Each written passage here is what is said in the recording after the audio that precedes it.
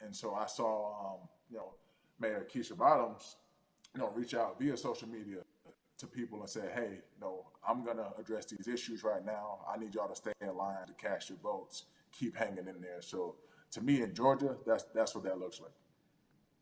Well, it's interesting that you even bring that up because there have been all these images specifically from Georgia, because that's such a battleground, where you see people, especially when it came to the primaries, doing whatever it takes.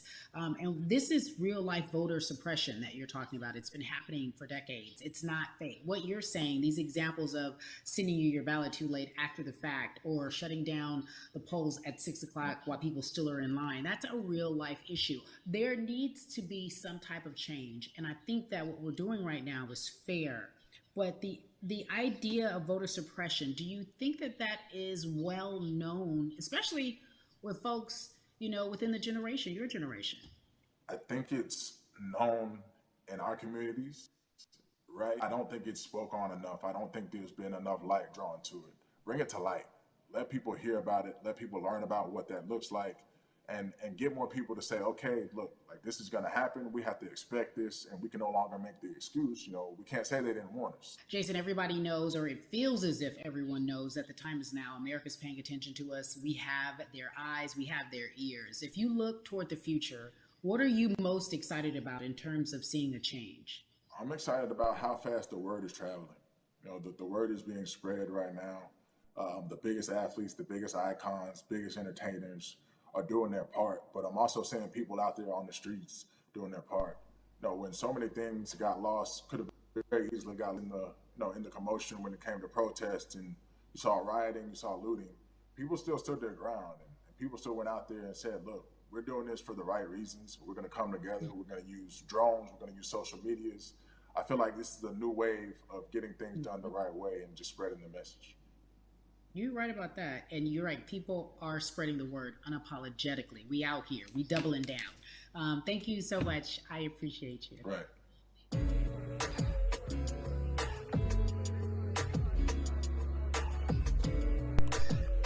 Yeah, la la. Hey, everybody. I am so excited to welcome a friend, a brother, family member, if you will, former colleague, NBA great, sports analyst, philanthropist. He does it all. And he's here to give us his time and his platform to talk about something that is so important, and that is voting. Everybody, welcome Jalen Rose to We the People.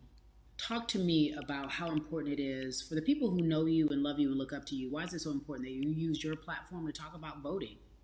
Initially, we have to get past the stigma of the mental systemic racism that comes with the presidential race, governors, mayors, senators, judges. We've been conditioned to believe that our vote does not matter. So usually when we looked up at all of those races and people that were running, not only did they not look like us, we didn't believe they were there to represent our best interests. So therefore, and we felt a sense of hope that finally our country is going to do something that we felt would never happen in our lifetime. And I remember being at the inauguration in 2008. I made sure I was there.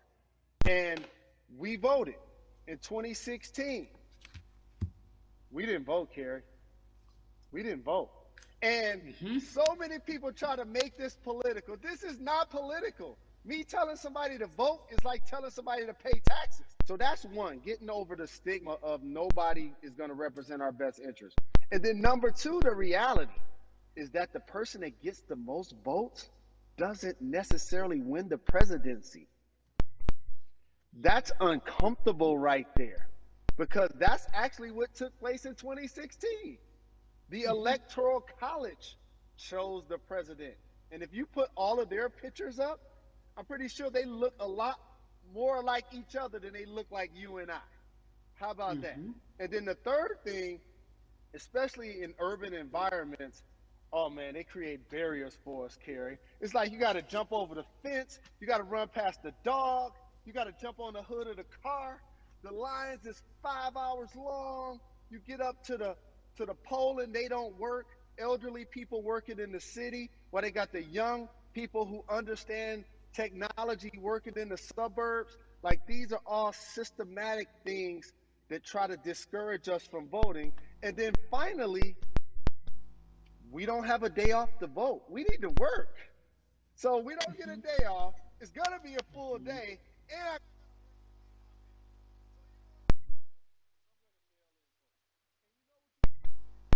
that counts too. So your vote will be counted if you're able to mail it in. So those are a few things that I hope that we can do and mobilize. And shout to LeBron and his team. Shout to you and everybody involved. We will make a difference. Well, let's talk about more than a vote.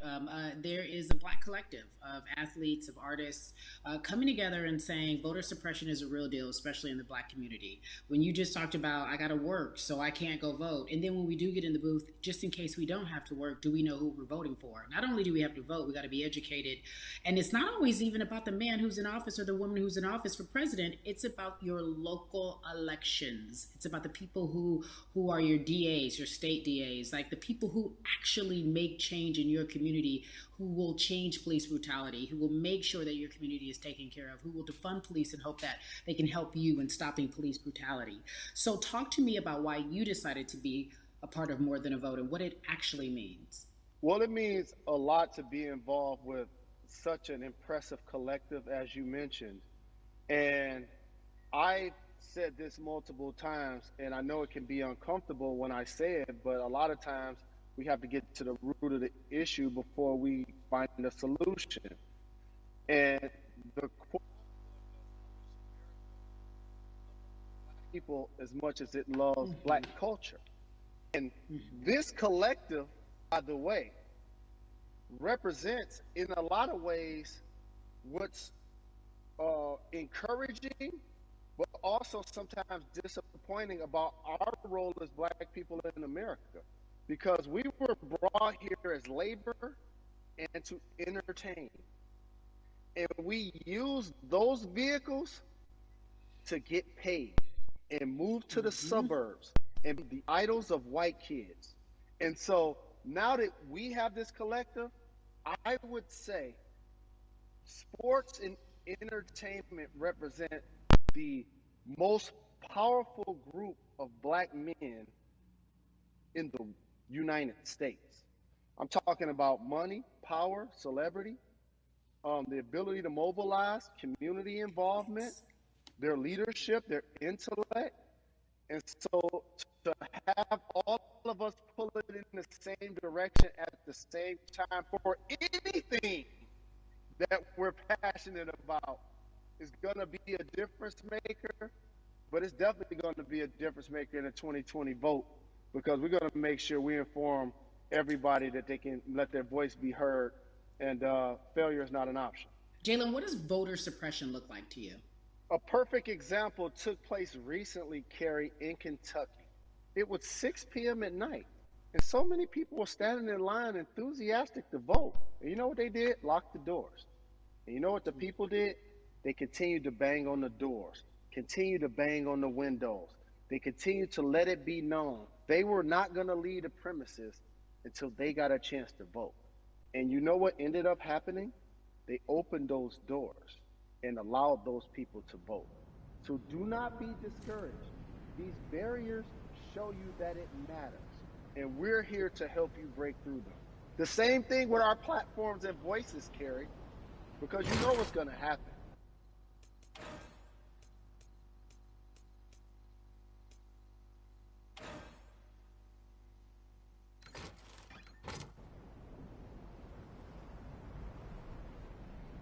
Making sure that our voices get heard, and this is one way to do so.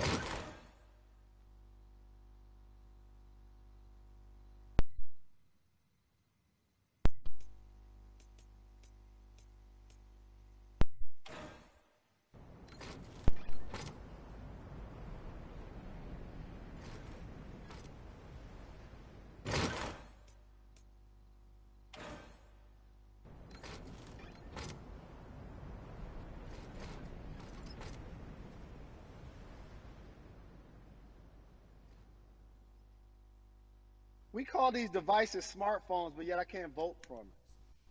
All of the things that we do in our lives are in our phones. All of these barriers are things that people will need to overcome in order to create a level of enthusiasm to vote. And again, this is not political. It's your right to do so. And there's so many times where you feel like somebody may have gotten done unjustly in your community. Pay attention to who the judges are, who's running for Senate, mayor, governor. Pay attention who's running for president. And let's make sure in 2020 we make a difference. Why is More Than a Vote so important and invaluable in our community right now? Well, because right now, I think we have an opportunity to let our voices be heard louder than ever. Anytime you see the mobilization of white kids holding Black Lives Matter signs, that means there's a breakthrough. Now, what happens with that breakthrough is the next step. You're going to look down in your email, Carrie. You're going to see all of these companies telling you how they're going to work on their diversity, how they're looking themselves in the mirror. They need to make change. Just like in sports, right? Look on the field, on the court, all those black players. Further you get up, it's like altitude or a ladder. It gets thinner and thinner.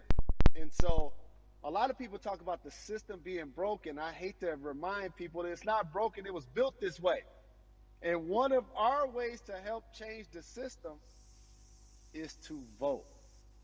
So that's why More Than a Vote is so very important, so we can make sure everybody participates and gives themselves an opportunity to let their voice be heard. I think it's interesting because you talked about Black men being very powerful in the U.S. if they're athletes and entertainers, because for so long those have been the only avenues traditionally to create wealth. The NBA season comes back. What are your feelings on the season coming back in the midst of everything that is happening? I think you'll see players challenging the establishment more. You're going to see them saying, okay, if you have all of these marketing and promotional deals, how many of them are with minorities? How many people are you employing in NBA?